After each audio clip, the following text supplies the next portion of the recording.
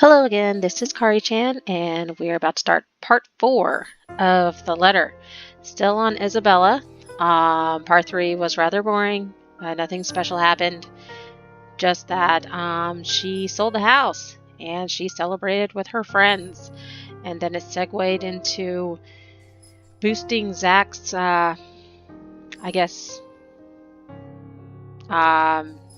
self-esteem, because he has esteem issues? Something like that. His movie freaking bombed and they told him to just continue to go after his dream. Right. Where we left off, I think Isabella was on her way back to the house. So hopefully something happens in part 4. Who knows? Let's go. I hope you guys are along for the ride.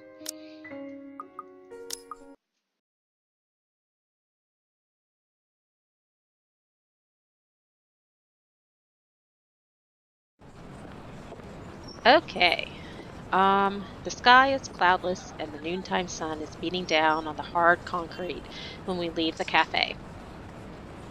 It's far from unbearable, but it's enough to put most people in a fickle mood or make them vulnerable to catching something. No wonder we have staff members going AWOL lately, not to mention my boss's mercurial moods. I can't believe I'm saying this, but I want our usual cloudy weather back. For all the gripes about the unpredictable weather, though, the streets of Luxburn remain constantly busy. The hurried tapping of shoes against the pavement and inane chatter coming from the lunchtime crowd fill the humid afternoon air. A small reminder of the things we still have to do, regardless of how much I want to return to the comfort of my bed. Back to Briar Realty for me, Zach to a meeting with a magazine publisher featuring luxury houses, and Becca to her lesson plans and books at home. But more than once, I catch her sneaking a longing glance over something displayed on the shop window. Did she want to buy something? Maybe I can get it for her this Christmas. I turn my head at the last shop she checked out. A fleeting glimpse. The world stills. She looks at me, eyes hollow, gaze piercing, and boring into my very soul, like a set of chains to keep my whole body still. Wow, so I just stopped it right before something happens, and her head is twitching. Fan-fucking-tastic. There are no shadows or whispers this time. Only a plea. A hum, low and indistinct.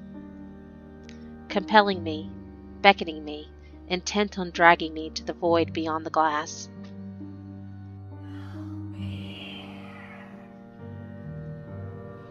I don't dare move. My heart hammers against my ribs, each beat, every thump, screaming at me to look away and make a run for it. But I can't. I couldn't. All of my limbs feel heavy, while my own breathing strains in the face of her calls. Leave me alone. Her mouth is stretched in a grin, wide and unpleasant. The panic building up in my chest forces me to take a tentative step back. I try not to stare at the decaying flesh, the blood streaming from the gaping wounds on her arm or her nailless fingers. I don't want this. Not like this. Not after I got what I want for Papa. No, stop. Leave me alone. Her face contorts and she lets out a wail, sharp and utterly unforgiving. Rage. There is only hatred and bitterness, as if the very notion of turning away from her is an offense in itself. Please! I don't want this!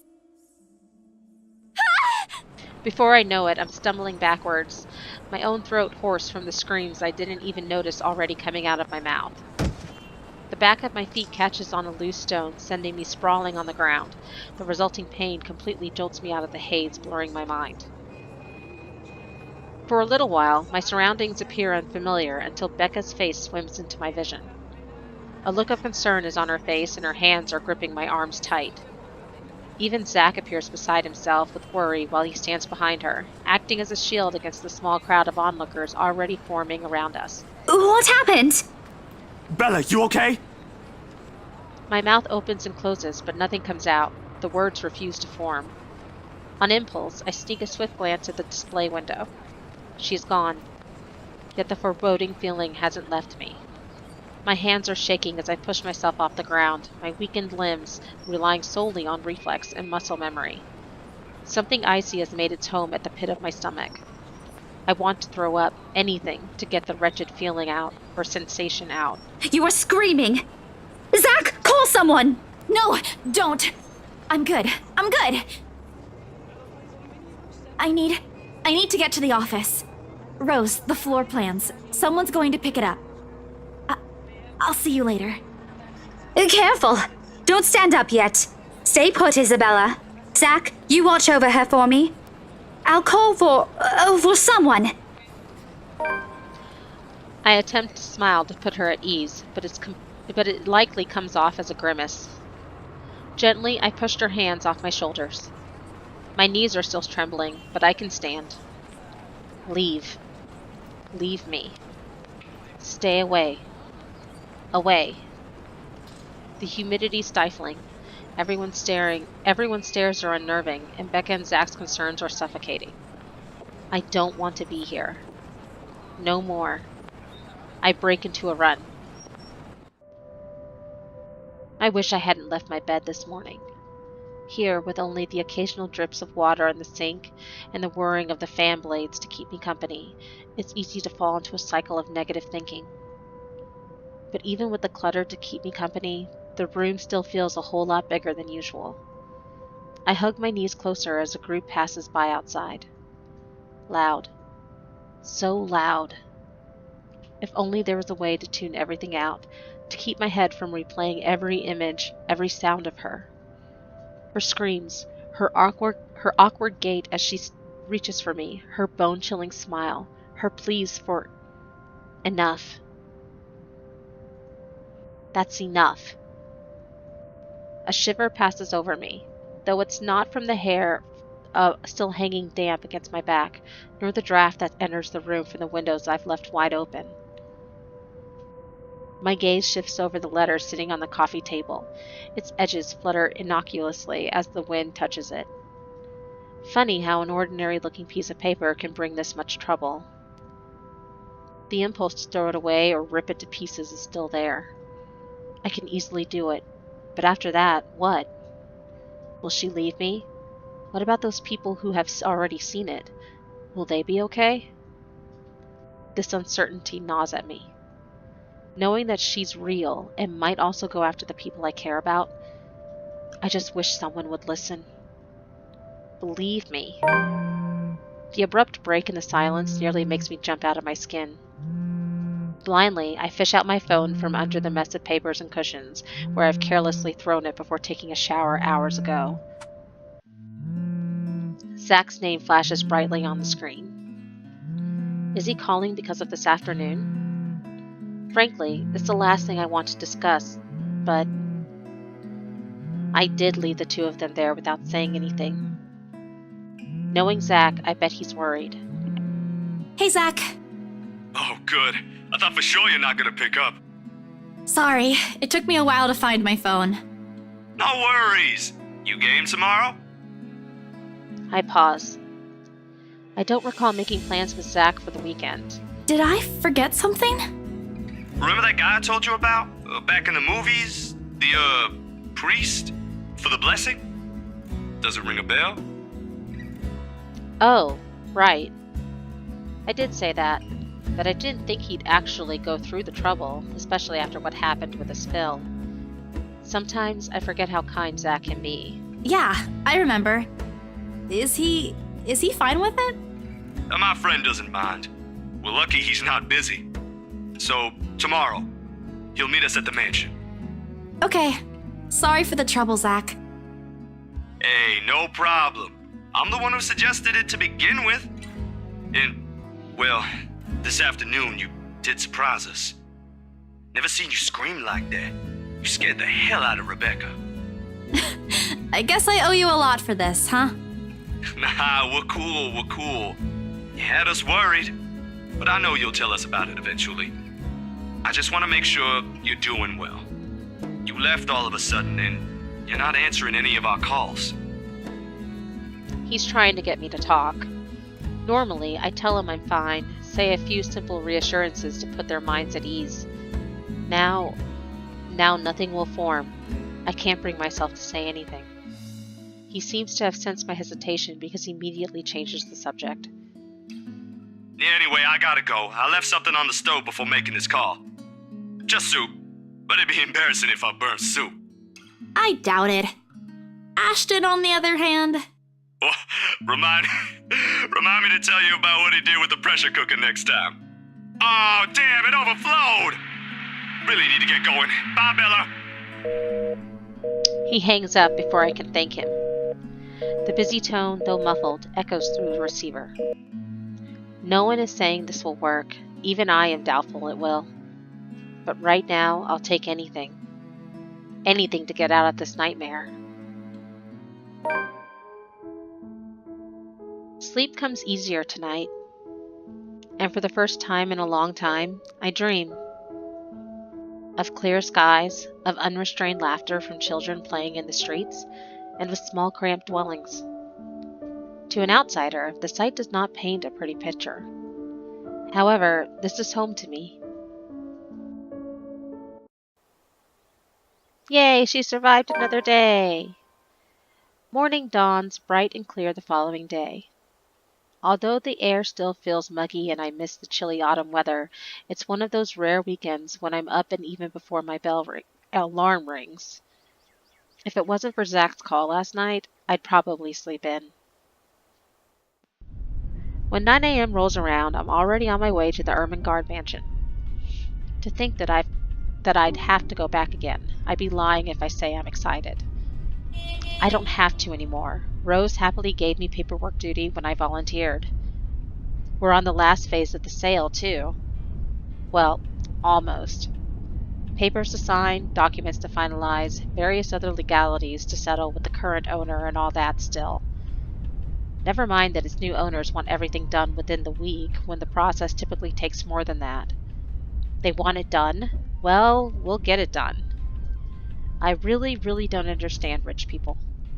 But money can do wonders. I won't be surprised if they'll be able to push the process just a little more, like what they did to secure the house. The point is, I'm under no obligation to return to the house anymore. Running is an option, of course. I can now move on to another property and forget everything. However, at the end of the day, it's always my conscience that wins. What if something happens to those who have seen the letter? Ash, Zach, Becca, Miss McCullough, the Wrights. The guilt will follow me to my grave. The mansion looms as we approach. Whispers welcome me back, shadows calling. I hope this is the last time.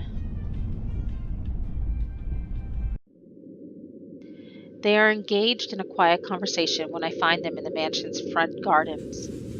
But even with familiar company, it's impossible to feel at ease here. No matter who I'm with, the feeling of being watched is there, like the very place itself is aware of its trespassers. Zach, on the other hand, doesn't seem to notice. Or he simply doesn't care, or he's already used to it. I could never tell with him. Sometimes he's almost as hard to read as Ash. Almost. At least Zach doesn't ask for as much patience as dealing with Ash does, and that says plenty about him. Miracle of miracles, how the two have ended up the best of friends. He waves at me as I approach. True to his promise, Zach has also brought his friend with him, Father Norman. Somehow, I expected him to look older. Oh, don't be surprised. They say people who have found their calling are getting younger these days. Sorry, Father. I didn't mean to say that out loud. You did. No offense taken. Though I admit I'm a bit surprised. I didn't think someone would ask this house to be blessed after all these years. You've heard of it, Father? In passing. The occasional rumors and talk by the locals, nothing new. You don't spend years serving the church here without hearing a random hearsay here and there. You never mentioned what you thought of those, Father. Ah, but he who goes down to the grave does not come up. He shall never return to his house, nor shall his place know him any more. But what I saw... May not be what you think. It depends entirely on what you mean by it. If you're talking about spirit beings, angels, demons, then yes. Are we talking about the spirits of people who have departed? The word makes it clear that once the deceased has left us, they are gone. But of course, I didn't come here to bore you with a lecture. Yeah, you did. No, it was enlightening, Father. Thank you. Just remember that a God who loves his children would never let them linger once the time comes. So, since this ghost is lingering, does that mean God doesn't love her? Just curious, because, yeah, she's there. That's what my papa often tells me. Your father must be a good man. He raised you well, no doubt. Well then, shall we? We shall. Regardless of what it is, I'm sure the mansion's new owners would appreciate such sincere intentions. From a stranger, no less. He let Zach and I walk ahead. A relief. This way, he won't see how tightly I'm clutching the straps of my bag. Father Norman's probably trying to put me at ease. But the worry, the cold, restless, foreboding feeling, has firmly lodged itself in my stomach, making its presence known with every step we take towards the house. Hey, you okay? Zach lightly nudges my side, careful, mindful of his motions. To avoid startling me, no doubt. Put on a brave face, Isabella. It's nothing.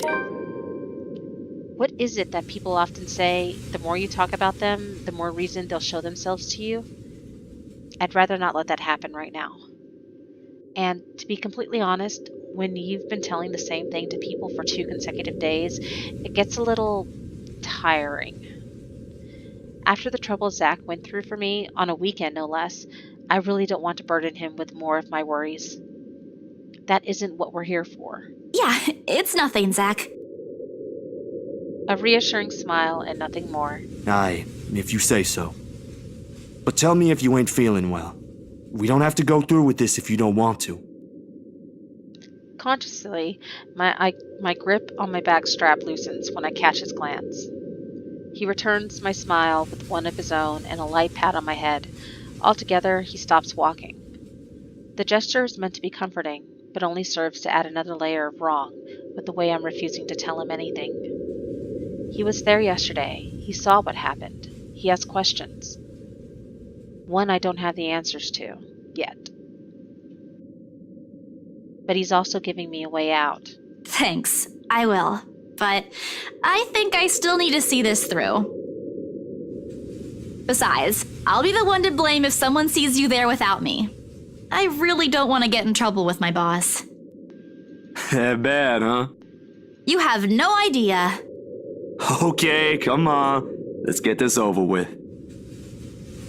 I follow quietly after him, leaving everything yet to be answered behind us. The things inside my bag clatter softly against each other while I rummage for the keys to the mansion.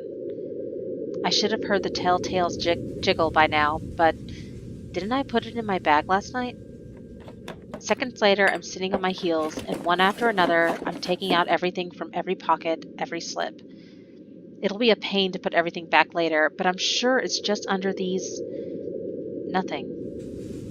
Oh man, of all the times to forget. Is something the matter?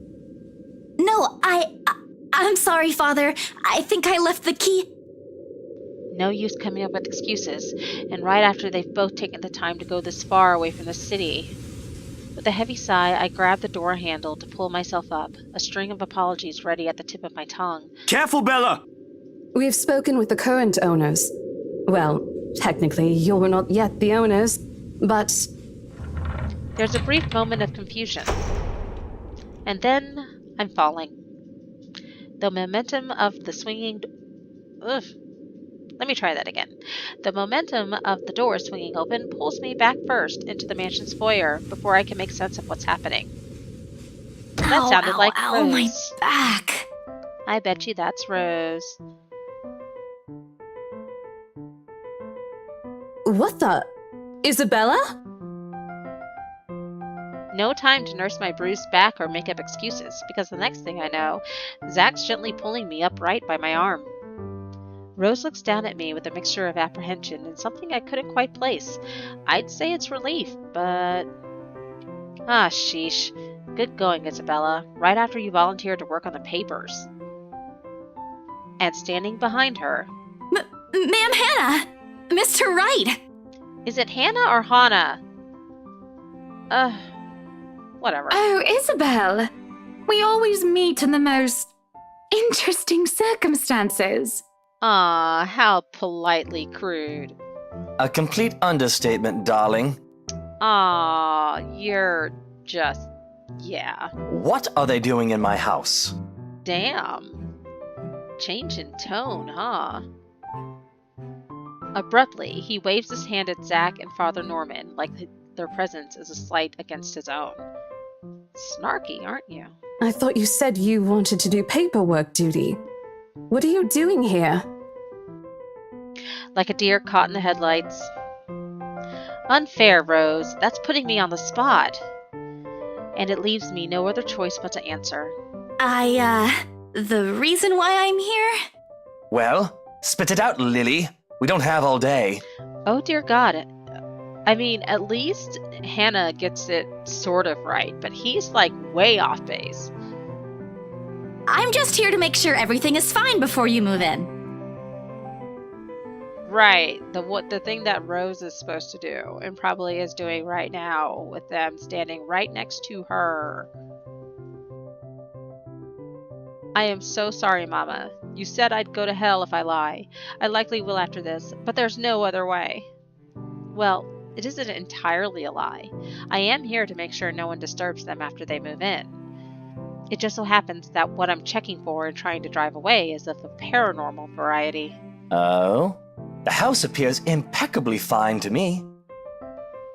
Mr. Wright shifts his eyes around in a careful manner, as if he's looking for the faults in every crevice of the house.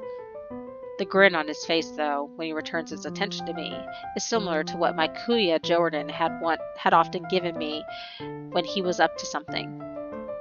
Usually a scare prank that inevitably ended in me crying. I never did forget the way my brother sneered at me then. Can you focus on the two people in front of you and not a flashback of what happened years ago when you were a kid? A part of me thinks that, perhaps, if I hadn't been the object of his mischief in childhood, I would have grown a little braver. Well, that's not the case, so focus on the two people in front of you and your co-worker / superior / she's about to kick your ass because you're not doing the paperwork that she told you to do. Come on, little Lily. Lying doesn't do that cute little face any justice. I'm a very patient man. Now, why are you really here? Right now, in the face of an almost identical expression, perhaps even crueler than what I'm used to, the lie I told falls apart.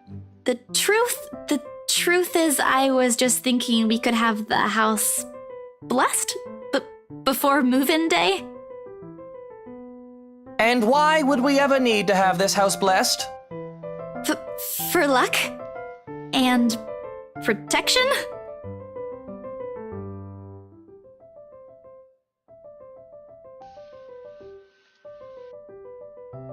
I shrink under his scrutinizing gaze. For a second, I think that he'll start shouting at me.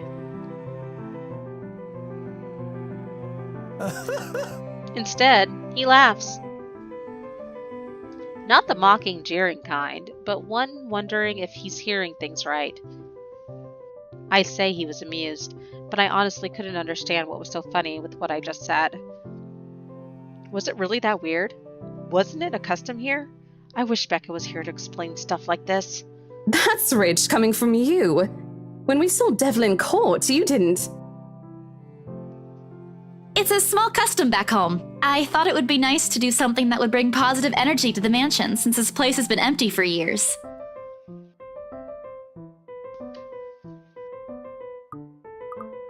And the papers, Isabella? I hope you did those first before this. She didn't. Of course I did. It's almost done, in fact. but there are some items I still have to double check before finalizing everything. You know I don't sign without a thorough inspection. Of course you don't, honey. And well, this is what this is for too. I just thought it would be more efficient to do both at the same time.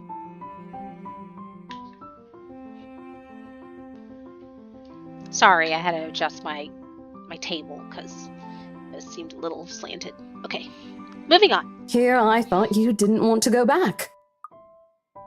A job is a job, Rose. Gotta do what you gotta do to make a living. That's rich. Oh, well, if that's the case, then go ahead. Oh god, and they totally fell for it. No need to be so hard on her, Rosie. Or she's just covering your ass really well. I personally think it's a nice touch. I was actually thinking of the same thing, but you beat me to it. Darling, Buttercup, please. You know these things don't work. No offense meant to the holy man, of course. That does not explain the nigger, though.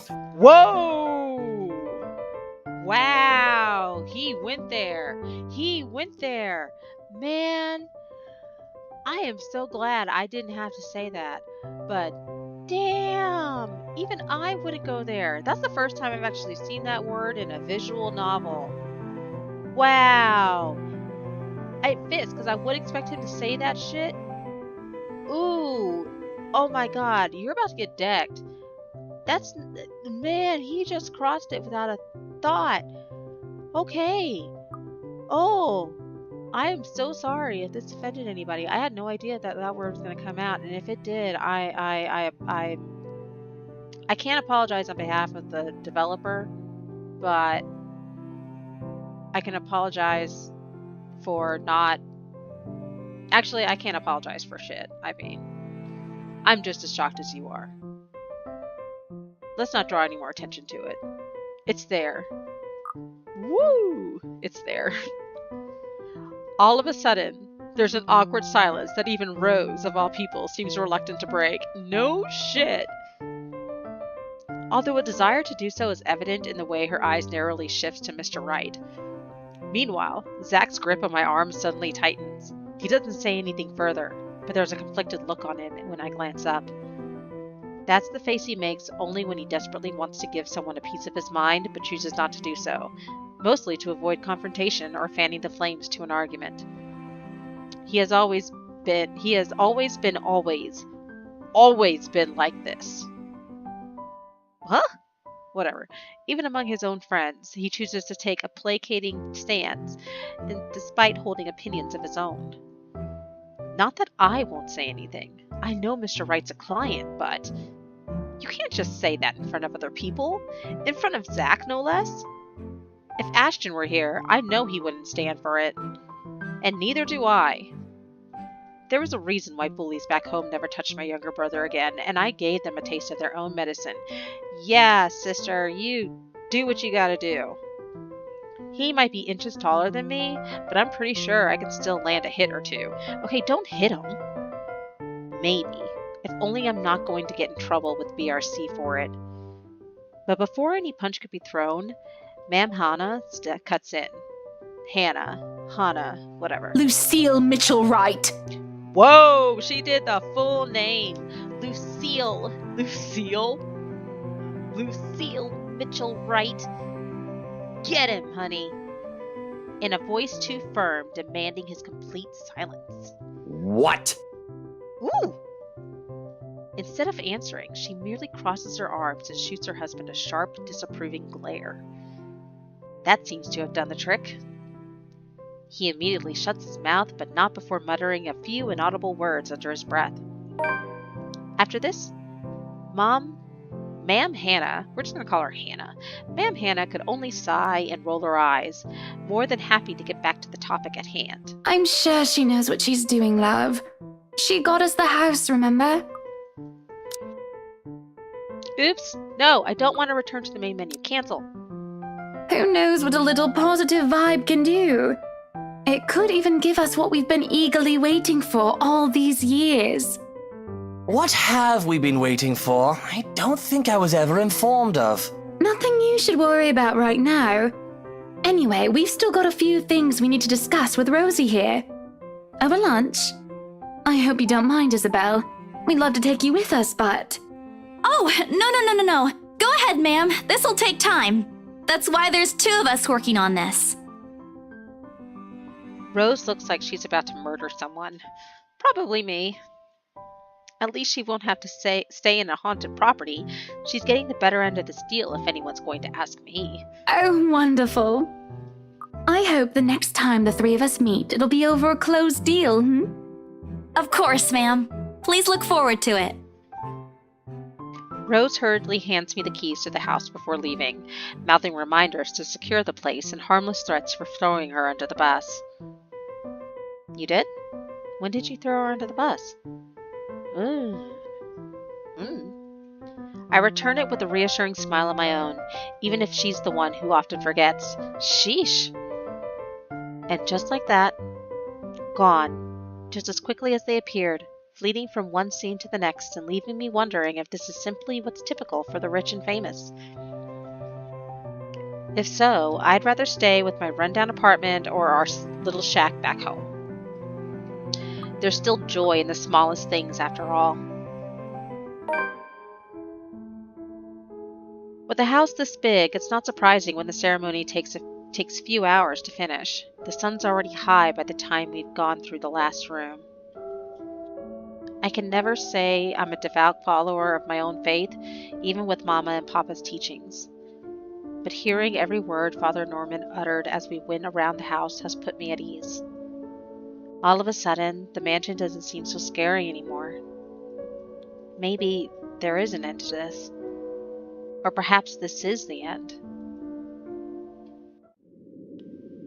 Father Norman bids us goodbye upon exiting the mansion grounds. He has business in the village nearby, he says. A minute gesture to reach out to the... a minute gesture to reach out to the members of their parish every once in a while. It reminds me of a distant memory, of helping hands and a few kind smiles that helped my family pull through when times were tough. But before he leaves... Isabella, a word before I go? Zachary hasn't been really forthcoming with your situation. And it is something I understand it wasn't his to share. Yes? But whatever burdens you, know that it's not a permanent fixture in your life. Besides, you have people to bear it with. I bite back the harsh retorts before they come out, masking it with a smile as we wave the good priest off. His words, though meant for comfort, has only left a bitter taste in my mouth. And if they don't believe you, what am I to do? A hand lands briefly on my shoulders, taking me out of my thoughts before they take a sullen turn. But my smile doesn't quite reach my ears when I turn to him. Say, do you want to go somewhere? Is he asking you out on a date? Right now? Where to?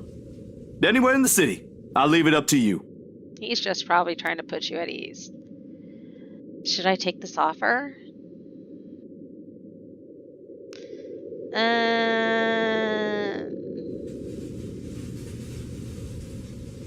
Nah, enough excitement. You hung out with him most of the day. Come on, go home. As much as I hate to decline, Zach and I both still have things to take care of. He may not say it, but I know what happened in his movie is still bothering him. Knowing he came all the way here, despite his busy schedule and his own problems, I can't bring myself to take more of his time. Maybe some other time, Zach. I know you have some freelance work scheduled after this. The way his expression falls makes me regret my decision. But I need some time away from everyone too, to step out and think about things from a larger perspective. He as well. Jeez, dude, you don't want to be alone right now? Sorry. He hasn't had a break since the movie. I want to give him that, at the very least. And I know you're just trying your best to cheer me up. I'm really thankful for that. But I need some time for myself, too. To think about things. I got it. Sorry if it comes off as a bit pushy. You're not pushy at all. I do appreciate it. It actually feels like having a second older brother. It's just that You have problems of your own, and all this time, everything about today. What I want to say is you don't have to worry about me every time something comes up. Is this a case of my pseudo little sister growing up? I think I might tear up a little. Oh. Don't laugh at me. I gotta grow up at some point, right? Okay, I'm not laughing anymore. I got where you're coming from. But at least let me accompany you back to the city before I head off. It's not like we have another choice considering how far off this place is. And it's a win for me because I won't have to pay for the full fare. I'm not sure if it's Ashton's attitude towards money rubbing off you, or you're really like that. Don't compare me to him. It's called budgeting. Like this, all smiles and cordial tones, we head back together to the city. Carrying better thoughts about the other and leaving petty arguments behind us. I just hope I can keep them safe. A light wind blows again, sending dried leaves swirling and the distinct smell of earth into the air. For the first time, the sunlight feels less harsh. Maybe a walk is good. I need to visit the grocery too. Come to think of it, wasn't there an art store that opened recently near the park?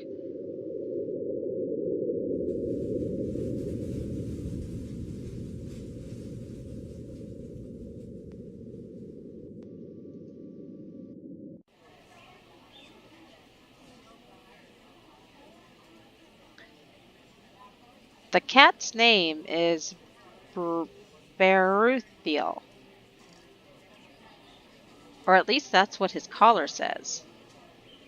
It's an odd name to give a cat, in my opinion. Huh? But it speaks grace, much like the one that carries it. It shows in the way he swishes, and his tail and his eyes follow my hand's every movement.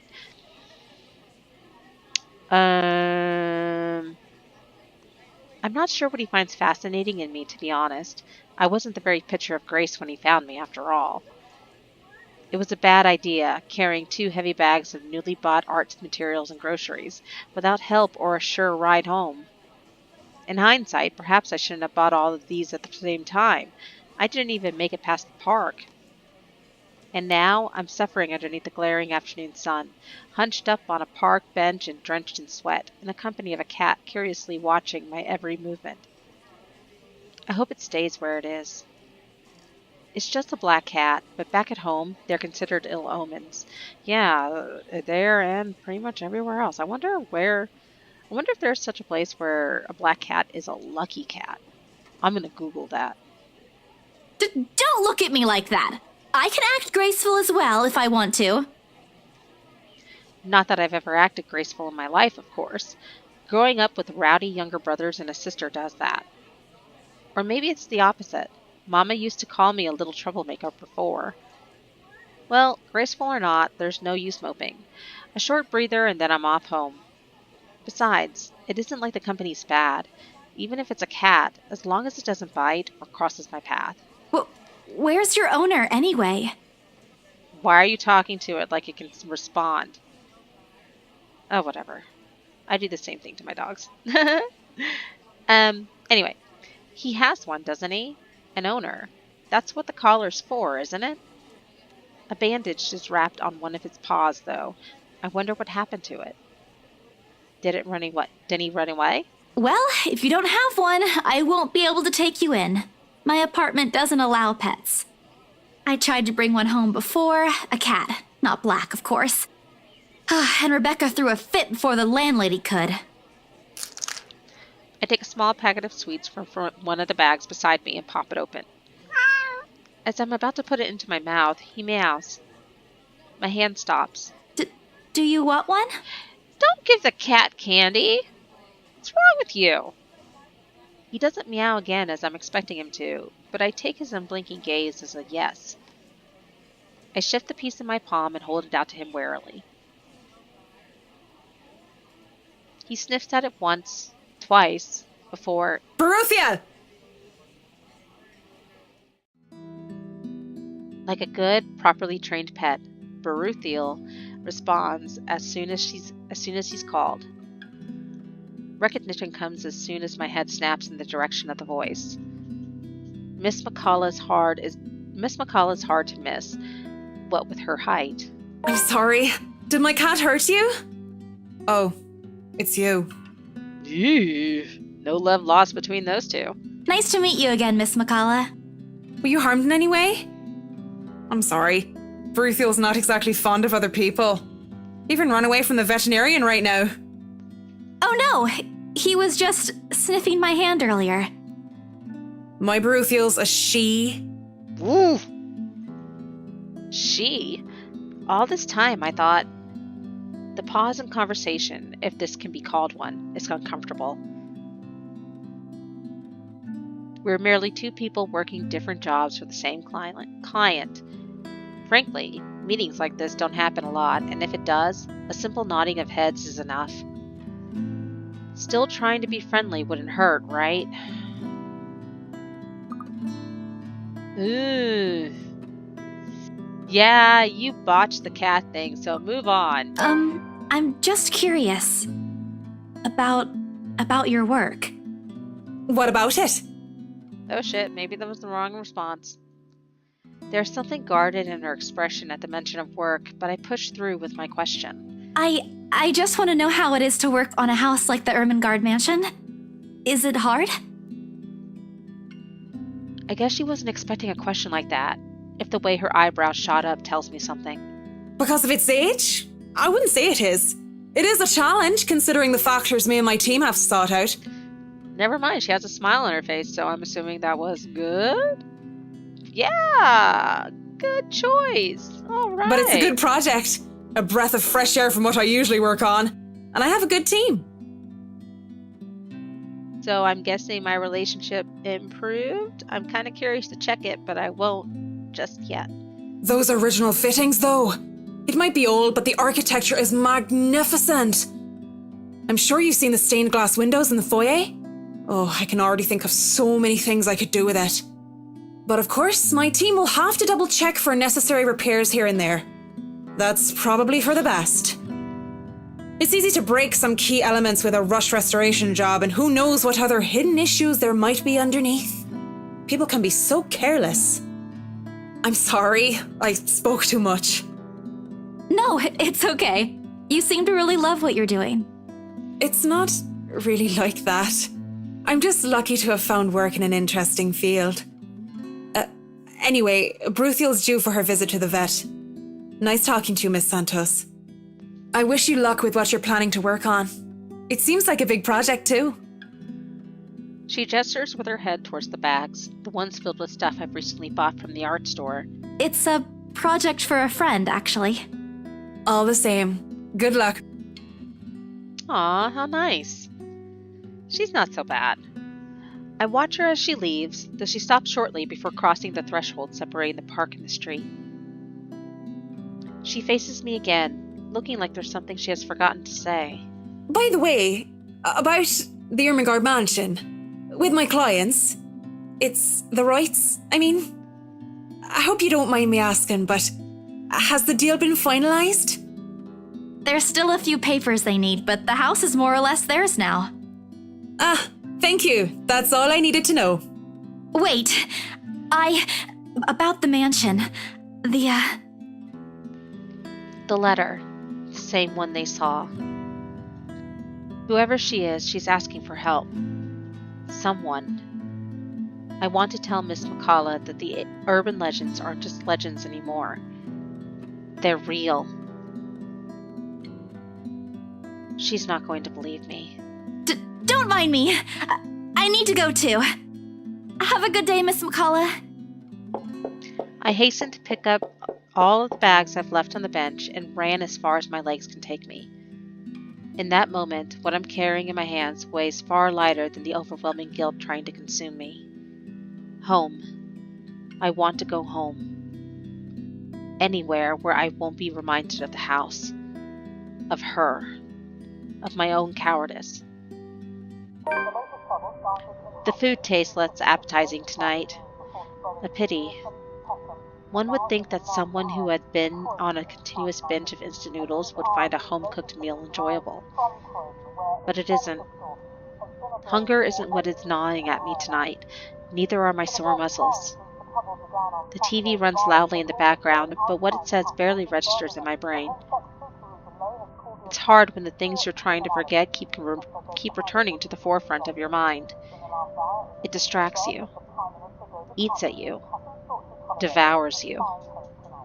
I wish this would stop. I wish I wasn't the one who picked it up. I wish it was somebody else. In other local news, a woman was found dead in her home yesterday evening. Luxbourne police officials are currently investigating the crime scene, but has classified the case as homicide. Huh? The victim, identified as Rose Pamela Cooper, 33 years old, working as a real estate agent. Oh no. Rose? Discovered lying in a pool of blood in her two-bedroom flat with the words "Help me" repeatedly written on the walls. Oh, shit. No. No. No. This isn't... No shit. She didn't see the letter, did she? Well, she had it in her hand, but she didn't look at it. This isn't what I want. This isn't supposed to happen. None of this is supposed to happen.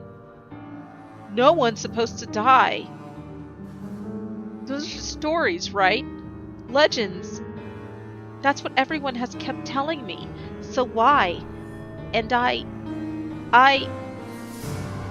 Immediately, I rush to my study table in search of my phone. My hand, cold from dread, clings tightly to it as soon as I touch its edges. A piece of folded paper, the letter lying unassumingly beside it, slips to the floor when I pick up the device. But I pay it no mind. There are more important things. Right now, I need to call her. I need to call her. Who? Your dead friend? I was with her. I was just with her not too long ago, and she was okay. No. No. No. It isn't Rose. I'm sure of it. I just talked to her, and... A sob escapes me, and hot tears begin to blur my vision. One after another, they trickle down, weighted by the very same guilt I refuse to admit I've been carrying from the start. The same one I've been hiding from. The same one that has put the people I care about in danger. My hands shake as I navigate to Rose's number on my contacts list. She'll answer, right? That's what she always does. She'll pick it up, tell me to turn down the waterworks, and call me a wuss afterwards. She'll answer. Please answer, Rose. Again and again, I dial. Whispering. Praying. Pleading. Come on, Rose. Don't do this to me. Please pick up. I know you're there, Rose. You're not dead. Please tell me you're not. This adds to the series of deaths and disappearances that has plagued Luxbourne in the recent years. The authorities are currently looking at a possible link with the notorious Anselm Butcher case. The TV runs loudly in the background. A deafening static sounds from my phone speakers. But in my ears, I can only hear the screams. Screams? Her pleas. Her whispers.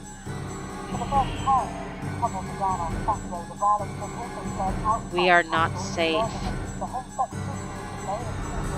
Huh?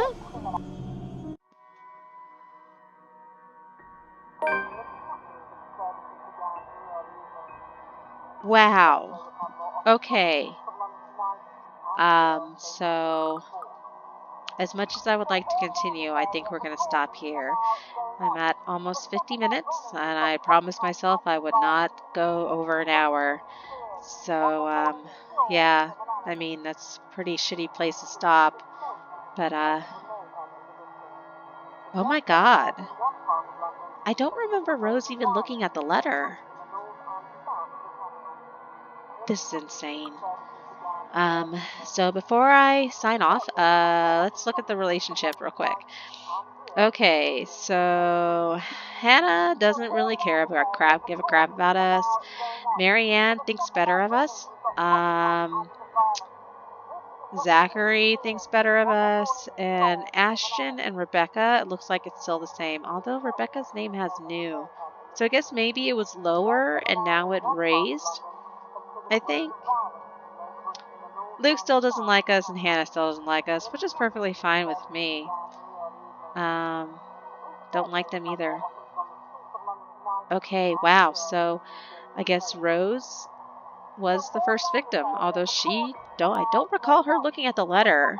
I mean, I recall her holding it and she folded it. Maybe that's all it took. She didn't have to read it. She just had to hold it in her hand.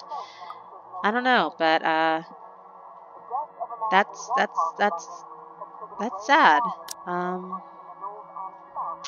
Wow. So I guess in part 5 we'll see how Isabella handles that, losing one of her friends and a coworker.